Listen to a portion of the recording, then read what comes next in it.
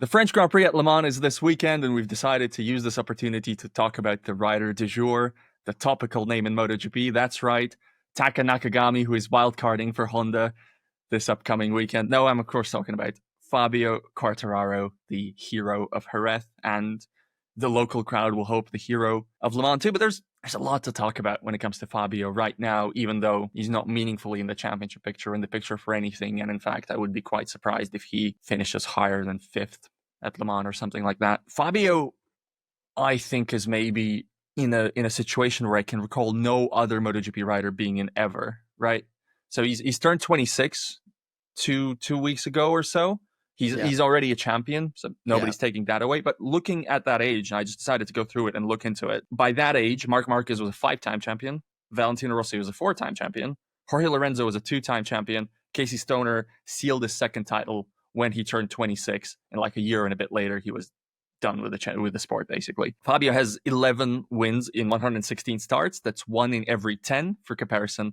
Pecco Bagnaia has like 1 in every 4. Jorge Martin has like 1 in every 9. Enea Bastianini has basically the same rate as Fabio Quartararo. And yeah, when you talk about MotoGP's next alien, because we used to talk about the alien era of Dani Pedrosa, Casey Stoner, Valentino Rossi, Jorge Lorenzo, and then Marc Marquez. When you talk about MotoGP's next alien, when people don't say Pedro Acosta, they say Fabio Quartararo, and Fabio Quartararo actually has more of a case for it. And I cannot remember a situation in MotoGP where a guy is, so obviously on the rise, entering his prime, age 26, his best MotoGP years ahead of him. And he's finishing 8th every other weekend. And people, I imagine in the paddock, but certainly outside the paddock, go, man, that guy in 8th, he sure is something. He would be something if he had the bike. That feels like, MotoGP used to be, haves and haves nots. You showed something, you got a bike that at least, if it doesn't win the championship, it's going to win you a few races every season. It's strange, isn't it? Can you remember a situation like that with anybody? Yeah, but here's the thing that you have to remember, right? Back in those days, there was like 4-6 bikes a season that could win a race. Yeah. So how many, and then all the other bikes weren't bad, they were terrible. Yes.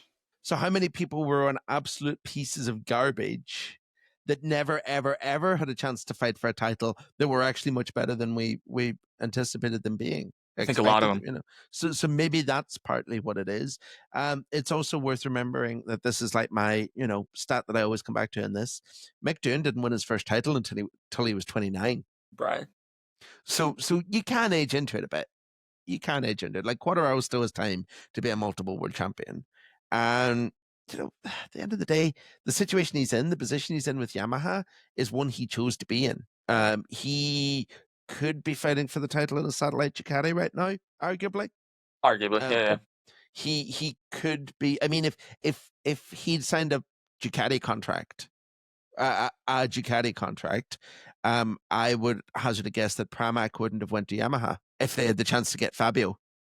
Or the alternative would have been Fabio Di Giannantonio being told to seek alternate employment. And Fabio riding for Valentino Rossi. I genuinely think that like Pramac left because they knew they had no realistic hope of defending their title anyway. But with Fabio, that would have been different. And Fabio on a GP25 at Pramac right now would not be celebrating his first podium of the season.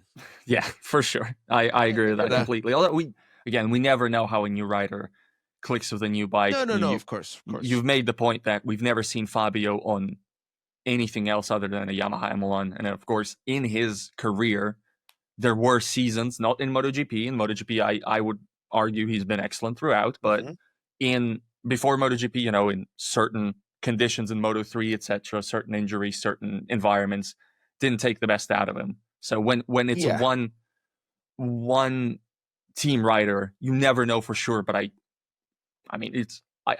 only say that as devil's advocate. I think Fabio Quartararo and a Ducati would have tore it up. We didn't speak Ducati coming into the season, right? It was more, Aprilia was interested. Yeah. It was known that Aprilia was interested, but could not match the financial commitments that Yamaha produced. Also, I think we're now seeing there's no scenario in which Aprilia develops two concurrent, very expensive engine programs. Exactly. It's not just about the money. It's about the resources that they can throw at the project to make it better. And I mean, we've seen what Yamaha are currently able to do. They're building 3 MotoGP bikes at the same time just because Fabio wants to try something a little bit different, but might not necessarily even race it.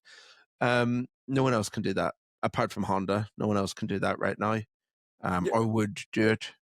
Yeah. But I don't even think the Ducati budget is that deep.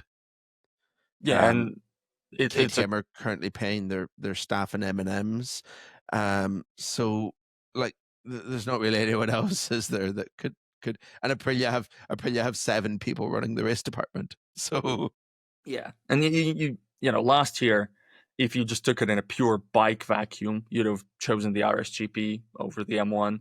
I think that's still true, but it's not true by enough to where it offsets the massive money commitment or the future prospects. The future potential. Yeah. That's the thing, isn't it? It's the future potential. Yeah, so the question would have been satellite Ducati, where you go to win again, like Marc Marquez did, or factory Yamaha, where you might win again at some point in the future, but right now you get, your bank account looks very, very good. Yeah, but there's also, it's also worth remembering that Marc Marquez went to satellite Ducati to win races again, but still felt he had to go to the factory to win titles. Yes. So that is always what it comes down to. That you satellite teams can't win championships. It is very, very difficult thing to do, unless the only factory rider you have to beat spends most of the year in the gravel. And I think Quartararo knows that. He knows he has to have a factory team. And also he knows there's a major rule change coming, and who's going to be best placed to adapt to those rules quickly? Probably the manufacturer that can currently afford to build 3 MotoGP bikes at the same time. Yeah, no, that's true. It for me, the satellite thing is because only championships matter at this point. I think. I wonder if they're building 3 MotoGP bikes at the minute, or 4. You think they're building an 850cc inline 4 and V4? Well, they might be, like, at least have put together an engine concept for it. Yeah. Yeah, I'm sure. So there's probably 4 different Yamaha engines in development right now. But that has to be true for every manufacturer in terms of conceptually, like, at least give it a go. I'd imagine everyone who's already on a V, no one's experimenting with an 850 inline. Yeah, fair enough. Maybe BMW. And they will say it has to be a 4-cylinder, so you've got a V or an inline. Like, there's not a lot of flexibility in the rules anymore, much as I wish there was, because, I mean, I wish people did stupid cool things like the V5 Honda, but we're not allowed to anymore. We can't have nice things.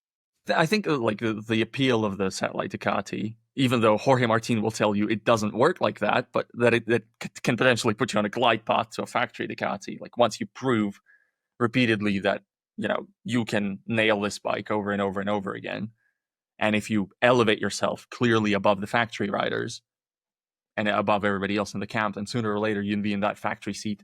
But then there's no guarantee that by then that'll still be the best factory seat in MotoGP. So I don't think we're not here to relitigate Fabio's contract decision. I think it's worked out okay. But do you think, knowing him, having worked with him, do you think it eats away at him at all that, he's turned 26, obviously geriatric? Pensioner. Yeah, very, very old. But do you think it eats away at him that it feels like there should be more titles there, certainly more wins? It feels like we're just there showing up to races right now.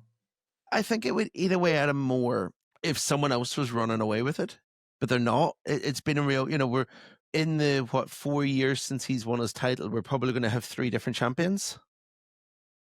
And I think that will probably calm him a little bit, because it makes him think that, I mean, look, this is the reality. With the exception of Marc Marquez, he's the best rider in the grid.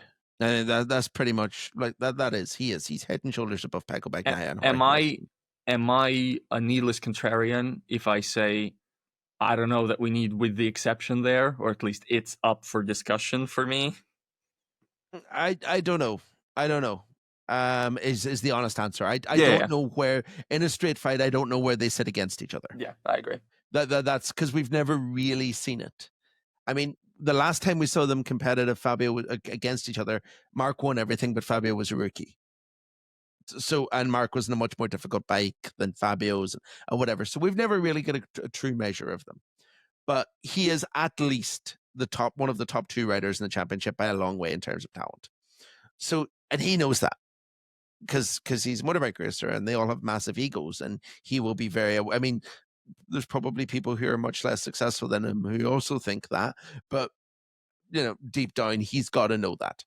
So I think that'll be his like reassurance that his time is still going to come. And he's clearly betting that there's going to be a really, really, really good 850 Yamaha turn up, and that he's then just going to win like 4 titles in a row, like Mick doing. And he's young enough to be able to do that. He'll rack up his championships. He won't stress.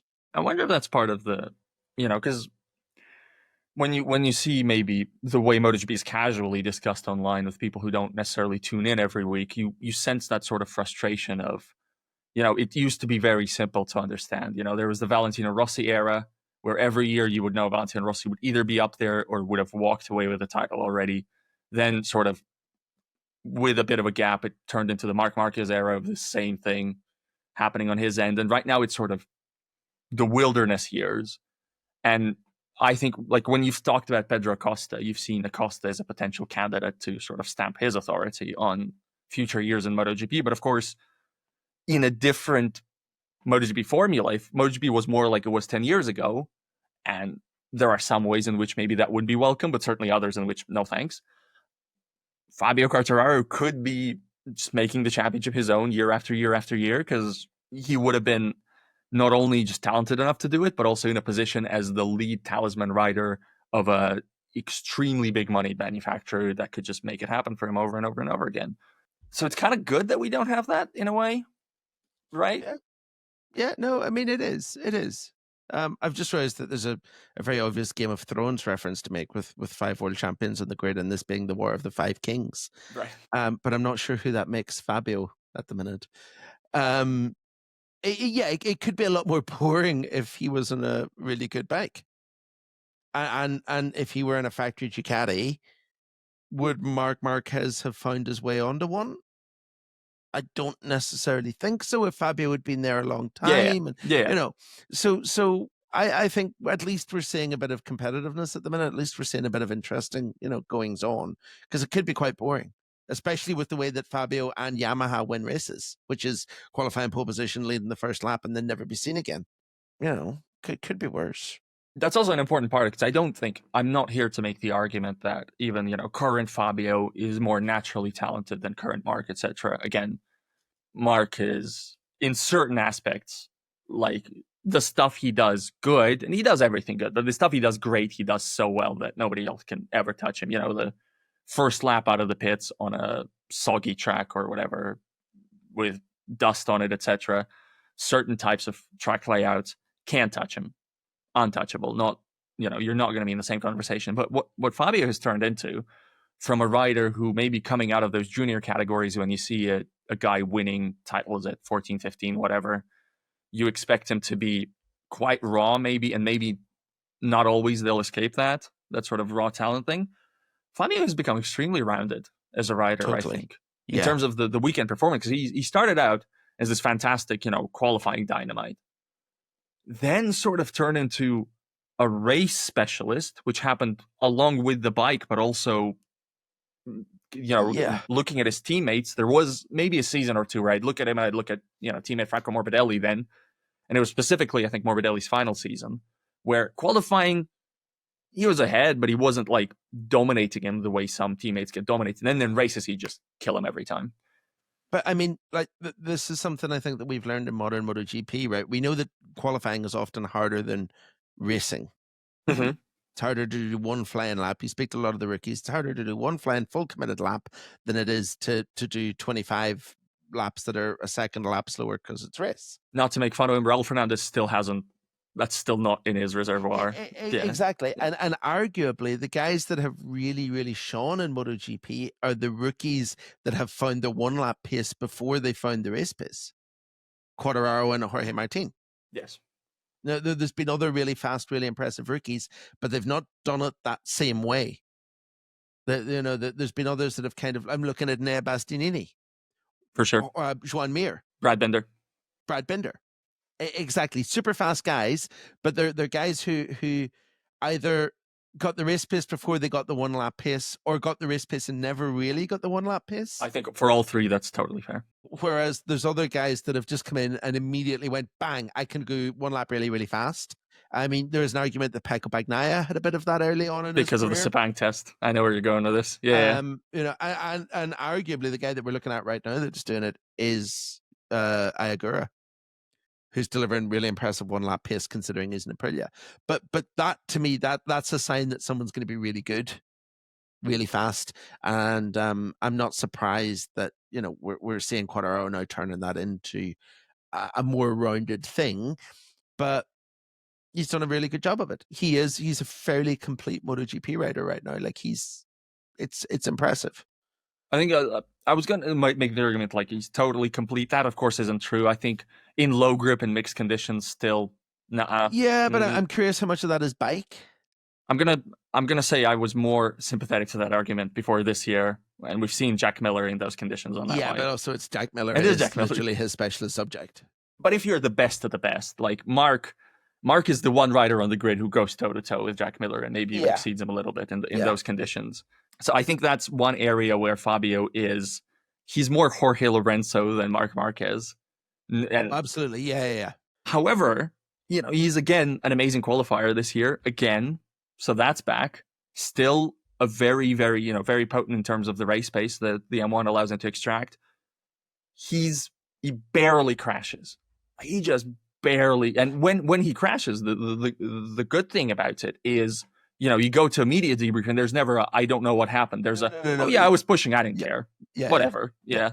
But like this is a guy who took until Sachsenring in July of his rookie MotoGP campaign to crash, all the way through testing, everything. Like he just doesn't crash. And again, the Yamaha helps on this one. I think that's fairly inarguable. You know, it's compliant front end, and the way Fabio uses that front end is clearly conducive to staying on the bike. Yes. Just much like we've seen Marc Marquez become much less of a crasher now that he's not riding a Honda. Mm-hmm. That was all about the front end. Yeah.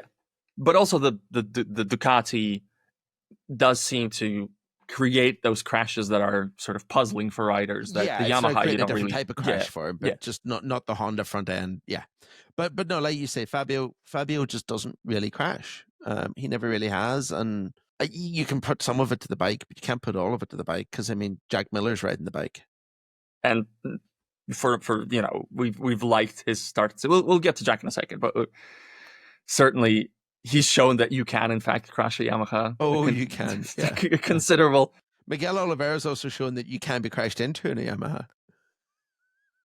That one I didn't really doubt. But Miguel. I think we should talk vaguely a little bit about Fabio Quartararo future and Yamaha rider future and all that fun stuff. But before we get to that, Simon, is this like apart from, you know, obviously Mark, but Mark's, you know, career is, it's fair to say, I think, in its final years, but I guess whoever knows with modern sports, that he isn't, you know what, I say that, but like he's the same birth year as I am. I don't know how I feel about that, but anyway, I guess I don't love it.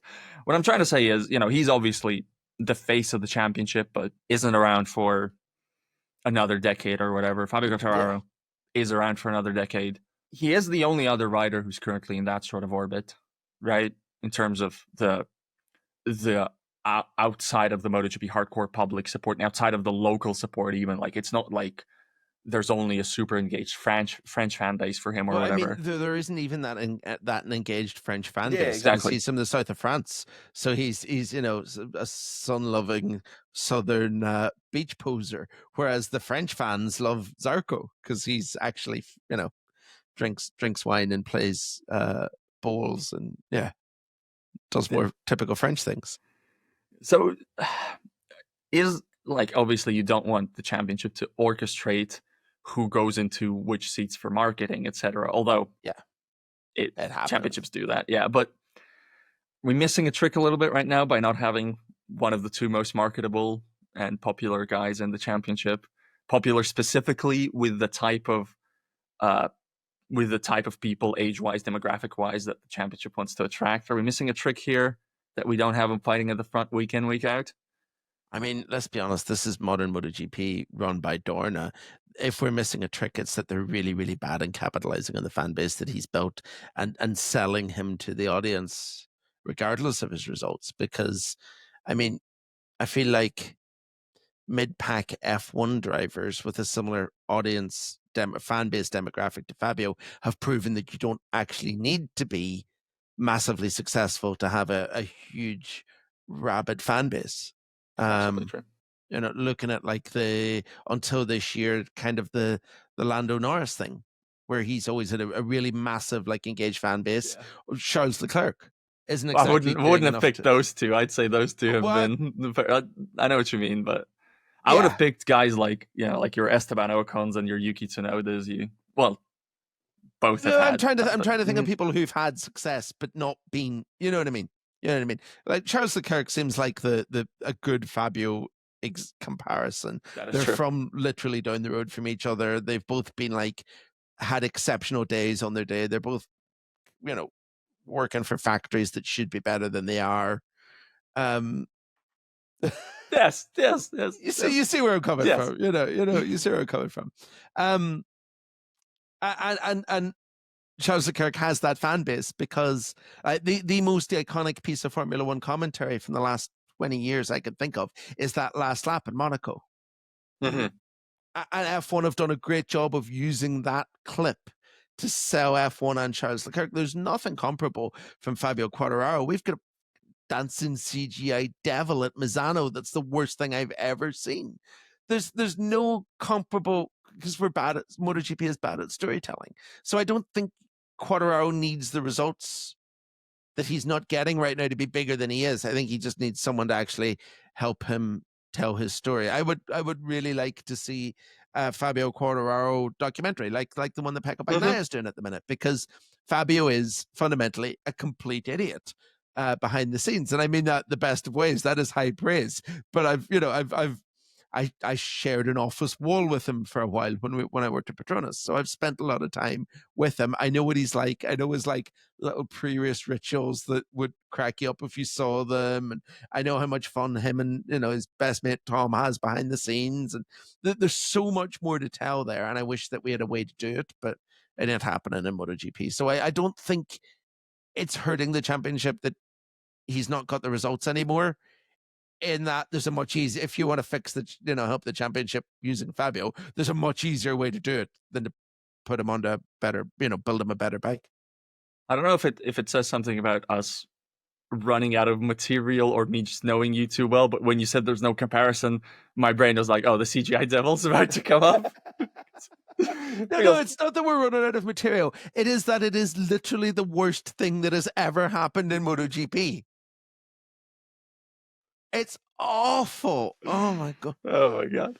I hate MotoGP winning celebrations anyway. No, I agree. So I think they're all over engineered faff at the best of times. But that was like, it was like because they hadn't been able to do one with Joan Mir because of COVID. It's like they spaffed 2 years budget on one and just needed to spend cash on things. So they had a CGI dancing devil that no one could see because it wasn't actually there in real life.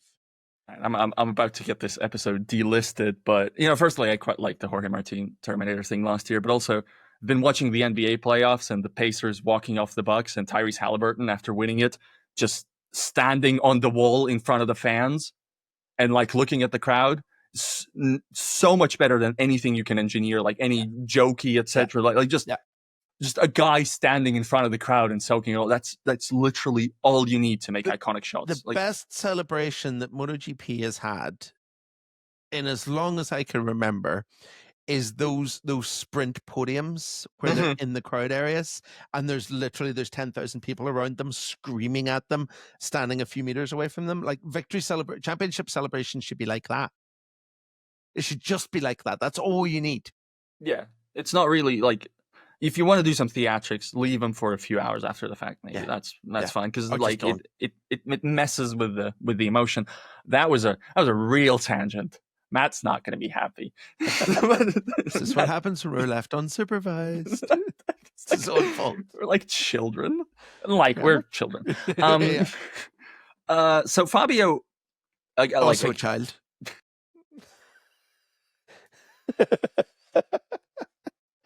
He is. It's why we love him. No, that's true. That's true.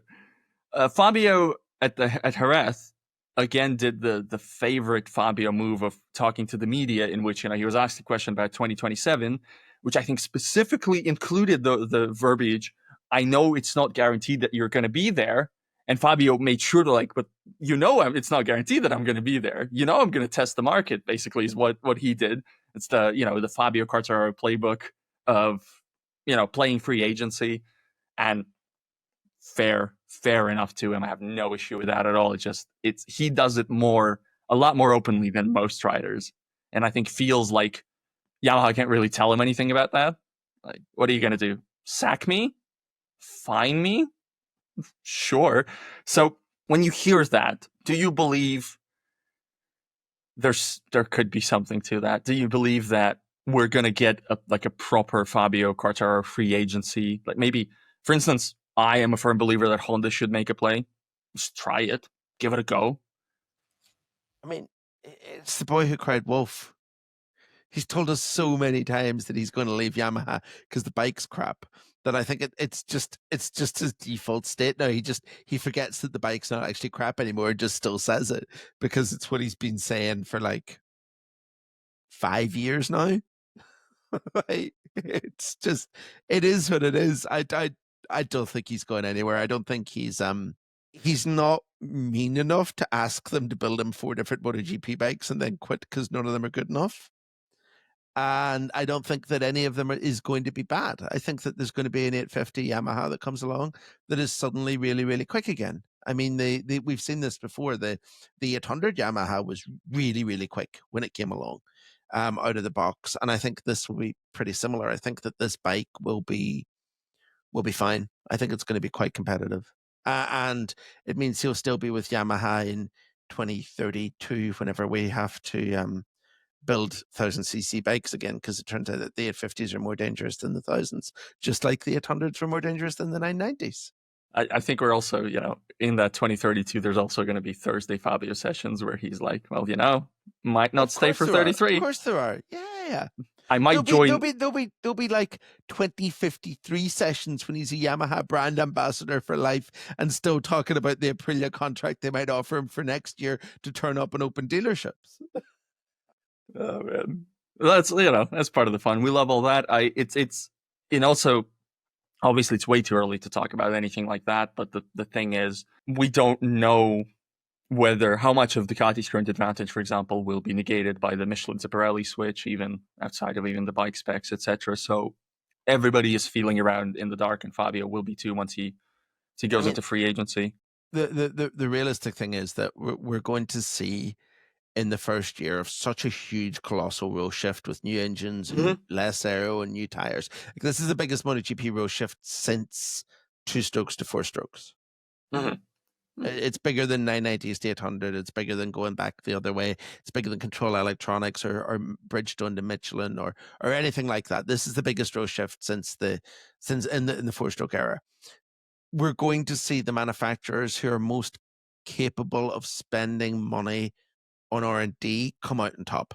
And right now, there's only one manufacturer that's publicly told us they're building 4 bikes. Yamaha are spending money on that. They offered Fabio a massive contract to prove to him that both, not just to make him stay, but also to prove to him that they had the money to spend on this project. They hired a whole new Italian-based engineering team to run the show. To replace all their Japanese guys, which is massive. I don't for one second think they're not going to be at the very, very sharp end of the new rules. And I can't see him going anywhere. I think he's going to jump in the 850 and be like, oh, this feels like a motorbike on Pirellis. Yeah. He's also, he is a little unlucky, I would say. And maybe like the riders who could really dictate the market are all a little unlucky in the sense that the contract cycle aligns with the new regulations debut, because if it was offset for 1 year, for example, if the regs kicked in 28 or 26, then you'd have a much better idea of what you're signing up for. If we'll see a flurry of like 1-year contracts. But I think the really important ones will still be 2. Because I think factories won't want to leave themselves vulnerable, and riders will ultimately they do like longevity in terms of the money, but all it guaranteed money. All it takes is one or two to sign 1-year deals, Yeah, and then that kind of triggers everyone else as well. yeah. It's interesting. If suddenly if Marc Marquez is on a 1-year deal and is available for 2028, then multiple other factories will sign riders on 1-year deals so that they can get rid of someone if Mark comes knocking. Yeah, and if you go into preseason testing and then suddenly the Aprilia with the new bike is 15 seconds clear of everybody else, then you know how to play your market hand. You're not locked into exactly long-term deals. It's going to be interesting to see how it pans out and whether they're still creatures of habit, I think. But yeah, but it is such a substantial change that it might actually Well, speaking of 1-year deals, so we've talked about Honda's 1-year deals over and over and over again, and still will do continuously because it's fun and we like doing it. Yamaha has a 1-year deal on its roster currently, doesn't it? And that 1-year deal is Jack Miller. Still too early to really meaningfully discuss whether there's any talks going on, what they might be able to offer him, etc. But where you stand right now, Jack staying on the Yamaha in 26, above 50% or below 50%? Way above. Way above. Yeah, me too. I think what he's done at this year in the opening races has been super strong, super impressive. He's been fast, been really fast, and I think there's got to be, even injuries aside, what we saw from the adaptation process and the early performances, I think there's probably a little bit of regret inside Yamaha that they've signed the wrong rider in a 1-year deal, and that maybe Jack should have been in a 2-year deal and it should have been Miguel Oliveira in a 1-year deal. Yeah, I don't really see, or both of them should have been in 1-year deals, to be fairer. I don't really see a world in which Jack is in much danger, but I think Miguel's probably quite lucky, to be honest. Yeah, I agree. And it's, he's also very, very unlucky. So that's where all of this stems from. Yeah. So obviously, he started the season a little shaky, but he has literally not got the chance to show us in any way, shape, or form what anything resembling a ceiling there can be. So I think I am sure Yamaha is well aware of that too. So there's not going to be any conversations in that regard at the Open anyway. I worry for him a little bit because it's so hard to get into a rhythm in season in MotoGP, so I am a little concerned if a la Franco Morbidelli. Yeah, exactly. And I'm a little worried as to how that's going to invite pressure that's undeserved. Yeah, I fear. Yeah, it is. But that's modern MotoGP for you. Jack's case is helped by the fact that there's just no must-have Moto2 rider at the moment. There's not. I mean, we were talking about this the other day in the paddock about this is the weakest Moto2 field in a long, long time. There's no one in this Moto2 field that is in any way deserving of a MotoGP seat in 26. No one. Not a single rider that stands out to me as. When you say deserving, I mean, and we're going to get to this more in detail and more with specific names because we've been tasked with doing a members club special podcast in Moto2 and Moto3, and that's going to be a lot of fun. But just quickly, you say deserving, and I agree in terms of the body of work, etc. But yeah, you never know.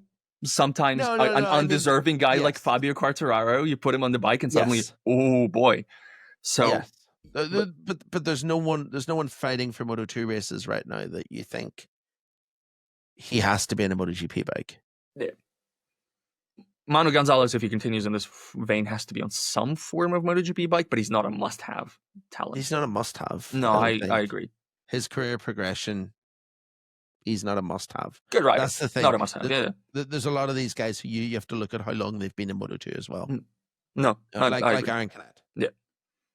And I mean, if you were insane, you'd just say go get Danny Holgado or something. But that's for another podcast. But again, that's not going to happen in 26. That's my point. There are people like Holgado, maybe like Alonso as he starts to show a bit of form, maybe even Morera. Yes. But I think that they're 27 options, not 26 options at this point. Mm-hmm.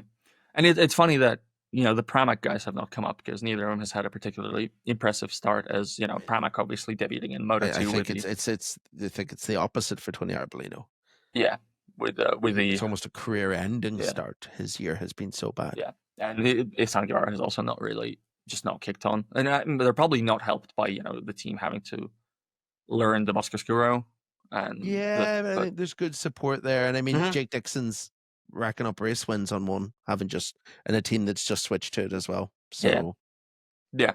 So it's they're not there's no foreseeable event in which they're in the conversation right now, which is why Miller is above 50. I would say the only consideration with Miller, and I think it is an interesting one, is does Yamaha already have his peak? Like, does it already know this is the guy? Because he's good. This is fine. But there's no, I think KTM saw that the best version of Jack Miller it got over those 2 seasons was the Jack Miller out of the gate, was the Jack Miller in the season opener at Portimao, was it, or whatever? And at Jerez, basically. And Jerez. Yeah. But they've I mean, Yamaha are in no rush. That's the thing. And you can essentially poach a MotoGP or Moto2 rider at any point. Yeah, you can steal a Moto2 rider at Valencia at the final round, because they all have contract options that say if a MotoGP team comes knocking, they can void their contract. So worth also having a look who misses out in the Honda shuffle, and it is worth noting. I think Speedweek.com has quotes from Kenan Sofuoglu, Toprak Asgatlioglu's manager, suggesting that, obviously the Honda thing has been well documented as a potential destination, but suggesting that Yamaha is also in play. I think he's made it sound like an offer. I don't know how much I believe that. Although the problem with Keenan's latest statements about the potential MotoGP future is the fact that Toprak's telling people he isn't going in 26. Which is why the Honda offer is the interesting one, because it's supposedly going to get a year in Superbikes first. But you'd be mad to go in 26, especially if you ride like Toprak, because it's all about front end. He would have blitzed it on Bridgestones, but he would have been. He's going to struggle on Michelin's, especially for one season. So just wait. Just hold out now. There's no need. Yamaha wise, obviously it's not Lynn Jarvis's house anymore. It's now Paolo Pavesio's house. Lynn Jarvis is still there or thereabouts, but we know that Yamaha tested Toprak when Toprak was still a Yamaha rider, tested in the MotoGP, and we know that Yamaha did not see enough to make the move for MotoGP in terms of Toprak, and it would require, I think, the decision makers to change, or for Yamaha to learn something new about Toprak that it didn't know, which is that he's really good in World Superbikes. Hello, seen that, know it.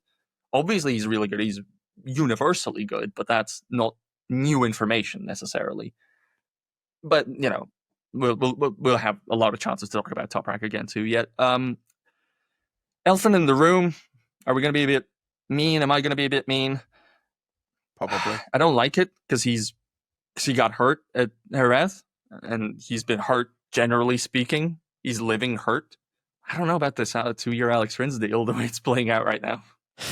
I don't know where Alex is. I think Alex needs to first of all acknowledge that he's still struggling with injuries instead of telling us that he's fine, because he's clearly not. But I don't know if there's an off-ramp from the contract. No, and I don't think Yamaha would do that. That's the thing. I can't imagine that happening. So I think he's here for the foreseeable, and I don't know if we're going to see performances get any better or not. I mean, he has shown moments, which is more than can be said for last year. He's shown flashes. Yes. There was a long part of Monday's post-race test where he was comfortably P2 to Fabio. Yes. So there are moments, there are little splashes here and there of form, which is an improvement. Q2 is looking like a realistic prospect pretty much every weekend now for him. I think that's more the M1 than him, but I do too. Yeah. I do too. But he's still riding the M1. It's still a complete fair enough. And we've went from a situation where at the very start of the year he was the third Yamaha at best, to a position where he's now consistently better than Jack Miller. Consistently, as in on and off. You know what I mean? He's I know what you mean. I think Miller's just had such an untidy run in recent races. Yeah, but that's Miller. That's always going to be Jack. He's always going to be fast but messy. Yeah, his bike did sort of just fail on him in the also Spanish. Fell off like 3 times over the weekend. So did Alex Rins. Alex Rins only fell off once, but he did it. No, he fell off twice in that practice. Just one of them was much worse. Yeah.